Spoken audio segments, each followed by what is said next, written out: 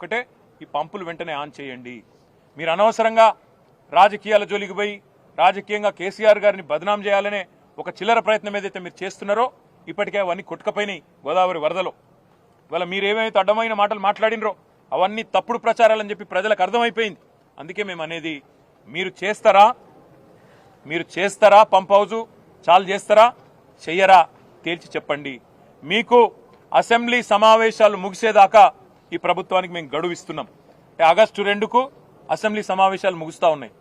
అప్పటిదాకా ఈ ప్రభుత్వానికి, ఎందుకంటే మేము కూడా అందరం హౌజ్లో నిలదీస్తాం, రైతుల పక్షాన ప్రభుత్వాన్ని అడుగుతాం, ఎందుకు చాలు చేస్తలేరు మీరు, అవసరమైతే ప్రత్యేక చర్చ పెట్టండి. లక్షలాది ఎకరాలకు సంబంధించిన ఎకరాలకు ఆయకట్టు నీళ్ళిచ్చే ప్రాజెక్ట్ ఇది. అట్లాంటి ప్రాజెక్టును మీరు ఎందుకు ఈ రకంగా రాజకీయ కక్షతో ఎండబెడుతున్నారు, రైతులను ఎందుకు ఇబ్బంది పెడుతున్నారు, ప్రజలను ఎందుకు హింసిస్తున్నారని తప్పకుండా అసెంబ్లీలో నిలదీస్తాం. ఆగస్టు 2 దాకా వేచి చూస్తాం.